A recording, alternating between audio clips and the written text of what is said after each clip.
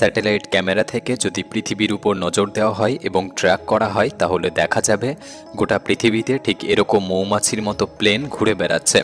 একটি অনুমান অনুসারে সারা বিশ্বে প্রতি সেকেন্ডে ৯,৫০০ কমার্শিয়াল প্লেন আকাশে তার যাত্রা তৈরি করে। কিন্তু আপনি যদি স্যাটেলাইট চিত্রকে একটু ভালোভাবে খেয়াল করেন তাহলে দেখতে পাবেন বিশ্বে এমন কিছু জায়গা রয়েছে যেখানে একটিও প্লেন দেখা যায় না। মনে হয় যেন তারা ইচ্ছা করে এই সমস্ত জায়গাকে এড়িয়ে চলে। তবে বাস্তবে এটাই সত্যি। কিন্তু কেন এমনটা হয়?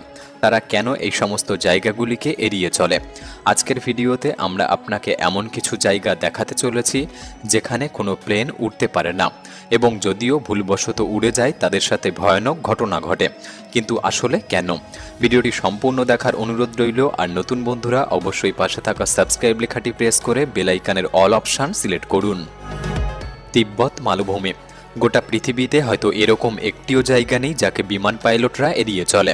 যে অঞ্চলটি ২৫ লক্ষ স্কোয়ার কিলোমিটার এরিয়া জুড়ে, এবং এই অঞ্চল মোট ৯টি দেশকে অন্তর্ভুক্ত করে। কিন্তু আপনি যদি কমার্শিয়াল বিমানগুলিকে লাইভ ট্র্যাক করে দেখেন তাহলে দেখতে পাবেন এই গোটা অঞ্চলকে সমস্ত বিমান এড়িয়ে বাইপাস করছে। পাইলটদের এরকম করার একটি মূল কারণ হলো তিব্বত মালভূমিতে অবস্থিত উঁচু উঁচু পাহাড়, যে পাহাড়গুলি চীন থেকে শুরু করে নেপাল, ভুটান এবং আফগানিস্তানে এসে শেষ হয়েছে। এই অঞ্চলে পাহাড়ের গড় উচ্চতা হলো ১৪,০০০ ফুট, এবং একটি বিমান সাধারণত ৩৫,০০০ ফুট উচ্চতায় যাত্রা করে। সমস্যা হলো আপৎকালীন সময়, যখন একটি বিমান আকাশে চলমান অবস্থায় যে কোনো প্রকারের সমস্যার সম্মুখীন হয়, যেমন কেবিন থেকে প্রেসার লিক করা বা ইঞ্জিন কাজ করা বন্ধ হয়ে অক্সিজেনের ঘাটতি পড়া। এমন অবস্থায় একজন বিমানরক্ষীর কাছে মাত্র ২০ মিনিট সময় থাকে বিমানকে ৩৫,০০০ ফুট উচ্চতা থেকে ১০,০০০ ফুট উচ্চতায় নিয়ে আসা।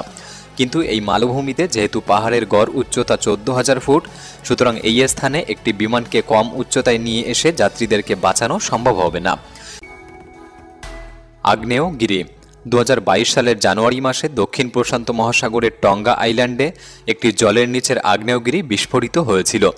যে আগ্নেয়গিরির ধোঁয়া বা অ্যাশ ক্লাউড এতটা উচ্চতায় উঠেছিল যা ইতিহাসের সমস্ত রেকর্ডকে ভেঙে ফেলেছে। যে দৃশ্যটি স্যাটেলাইট ক্যামেরায় রেকর্ড করা হয়, এবং এটি দেখতে ঠিক এরকম ছিল। ধোঁয়া এবং ছাই মিশ্রিত এই মেঘ এতটা উচ্চতায় ছিল যা ভূমি থেকে প্রায় ১,৯০,০০০ ফুট। এত উচ্চতায় পাওয়া যে কোনো ধোঁয়া বা ছায়ের মেঘ সাধারণত যে কোনো বিমানের ক্ষেত্রে বিপজ্জনক হতে পারে। এছাড়াও আগ্নেয়গিরির ছাই থেকে তৈরি এই মেঘ একটি বিমানের উইন্ডশিল্ডকেও ভেঙে ফেলতে পারে বা ইঞ্জিনকে অকেজো করে দিতে পারে। ক্রেটার্স।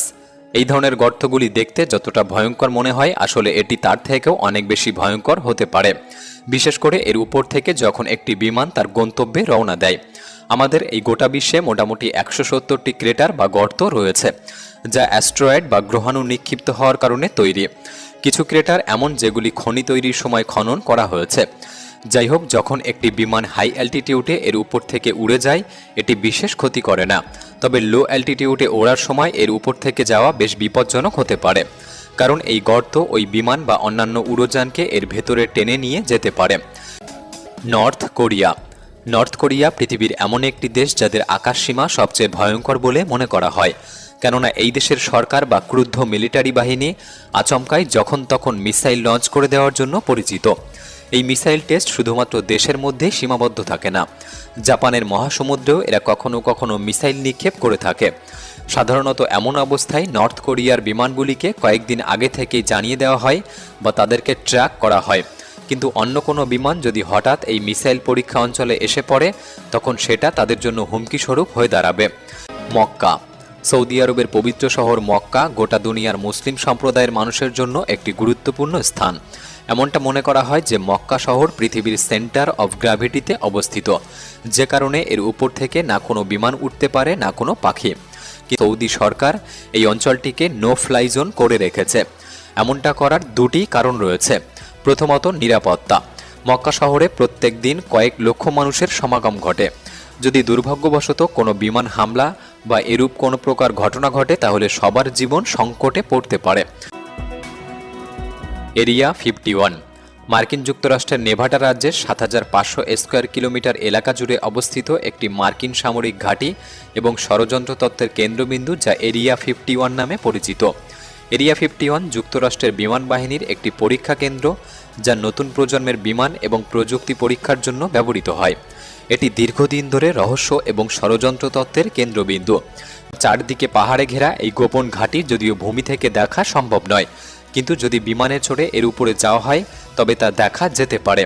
আর এই গোপনীয়তাকে রক্ষা করার জন্যই কর্তৃপক্ষ এই এলাকাকে নো ফ্লাই জোন বলে ঘোষিত করেছে।